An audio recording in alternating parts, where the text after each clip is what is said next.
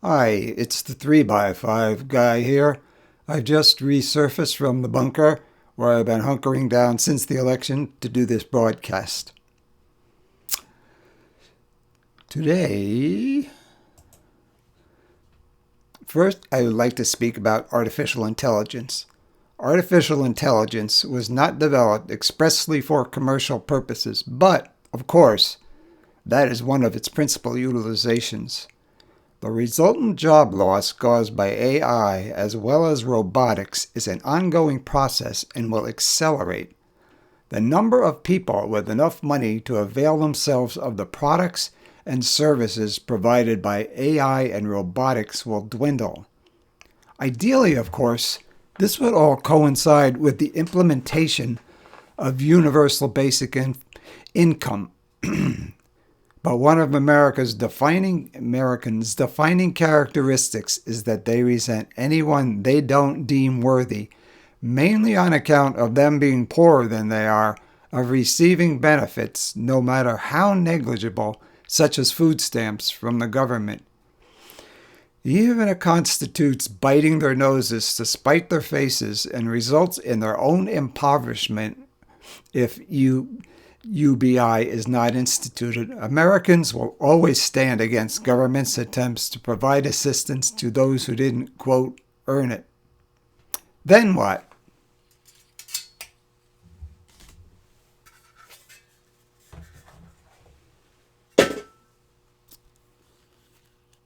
Never fear. I have the solution.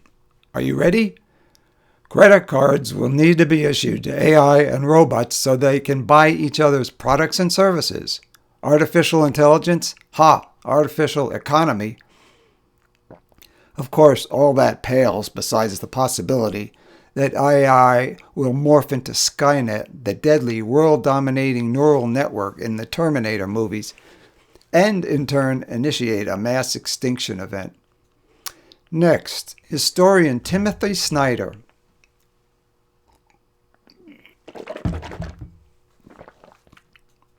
author of one of my favorite books, Bloodlands, about Eastern Europe in World War II, has been on a roll lately on his Substack. He wrote that South Korean President Yoon Suk Yeol's attempts to install a military dictatorship was met with a, quote, general sense throughout the country, South Korea that is, that this is not possible here, that we are not this kind of society, that we will have a republic and not a dictatorship.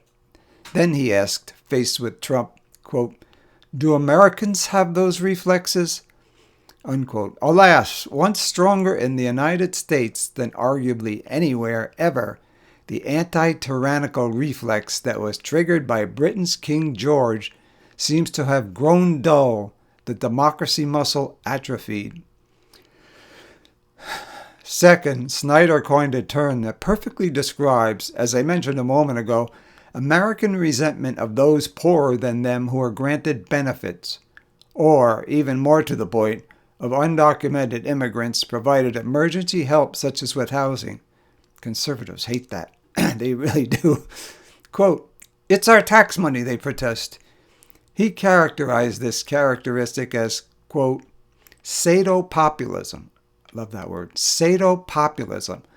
A politics that works not because all benefit, but because some learn to take pleasure in the greater suffering of others. That's their benefit, I would argue. Taking pleasure in the greater suffering of others who are suffering more than them.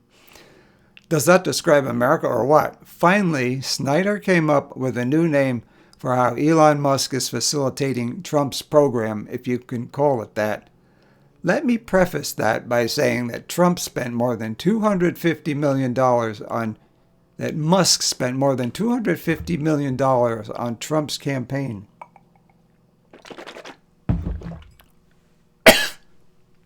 And is currently renting a cottage at Mar-a-Lago, where he has participated in personnel meetings and phone calls with foreign leaders, as well as just hanging out with Trump in his office. Most cringe bromance ever. Anyway, Snyder is branding it the Mump regime with its connotations of illness should public health be devalued, as appears likely.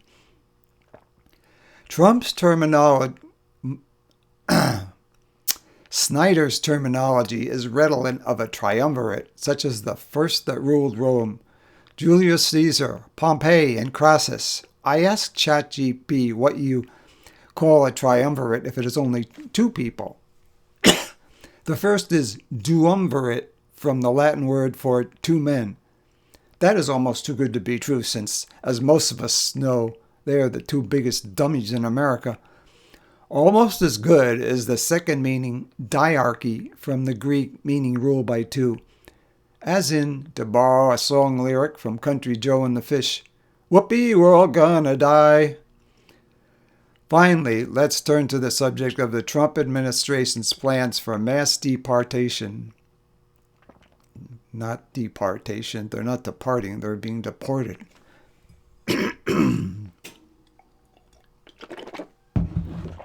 Imagine you're dining with friends in a restaurant. Suddenly, agents from ICE, U.S. Immigration and Customs Enforcement, or the ATF, or the National Guard, and even the local police burst in the front door, round up waiters and the cashiers, and haul workers from out of the kitchen. As a patron of the restaurant, you are left in a state of shock. Nobody wants to see this. The restaurant likely folds. Don't think that's likely? You may have forgotten the mass deportation events of the first Trump administration. Along the lines of my restaurant example, in Jackson, Mississippi, there are raids on multiple Asian restaurants.